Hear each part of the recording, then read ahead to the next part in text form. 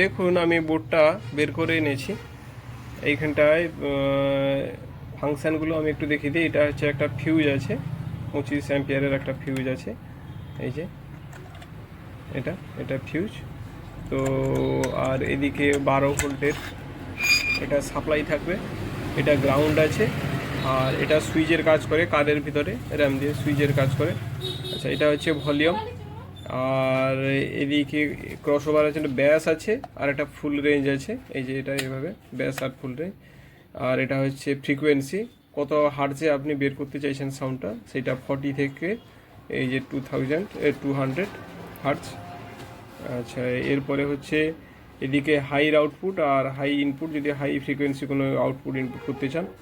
আচ্ছা, এটা হচ্ছে MP3 প্লেয়ার, মানে MP3 এখান থেকে হেডফোনের জ্যাক ইনপুট করে চালানো যাবে, এটা সবই ইনপুট। আচ্ছা, এটা হচ্ছে ও ইনপুট সিগন্যাল, আর এটা হচ্ছে অডিও আউটপুট, যদি এখান থেকে নিয়ে আর অন্য কোনো একটা সিস্টেম যদি চালাতে চান তার ফাংশন।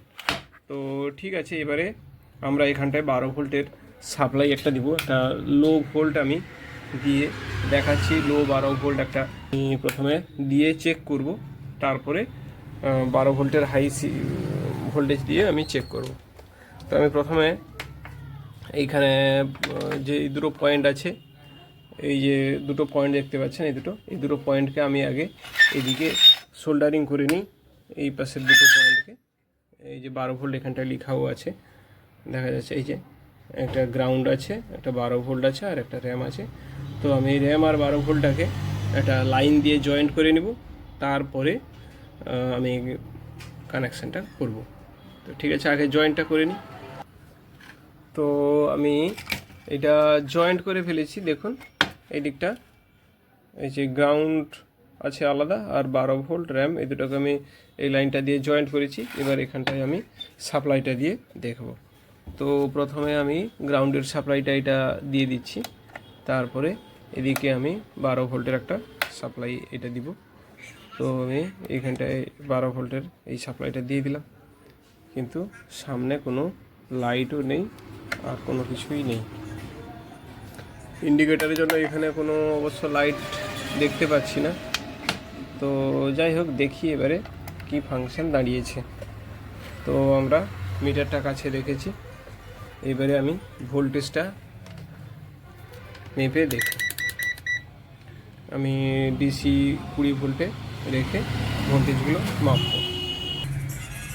তো এবার দেখুন, আমি এটা দেখানোর চেষ্টা করি। তো আমাদের এইখানটায় যেহেতু গ্রাউন্ড দেওয়া আছে, তো আমি গ্রাউন্ডের পয়েন্টে একটা গ্রাউন্ড রাখলাম, আর এখানে পজিটিভে রাখলাম। দেখুন দেখাচ্ছে ভোল্টেজটা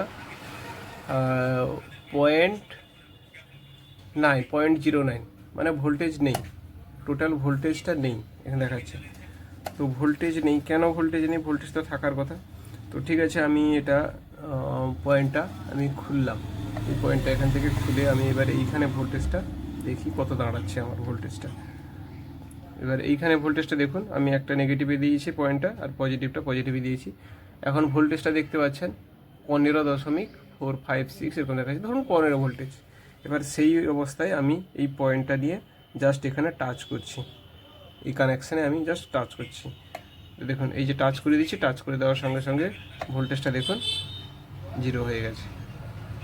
তার মানে এইখানে টাচ করার সঙ্গে সঙ্গে ভোল্টেজটাকে শর্ট করে দিচ্ছে, ভোল্টেজটা শর্টিং হয়ে যাচ্ছে।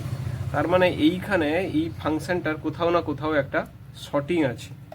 তো সেই শর্টিংটা কিভাবে আছে সেটা যদি আমরা এইখানে মিটারটাকে আমরা কন্টিনিউটি মোডে রাখলাম, এবার আমি দেখি এখানে পজিটিভের সঙ্গে নেগেটিভ আমি টাচ করে দেখি। দেখুন পজিটিভ নেগেটিভ টাচ করে দিয়েছি, একবারে এটা শর্টিং দেখাচ্ছে।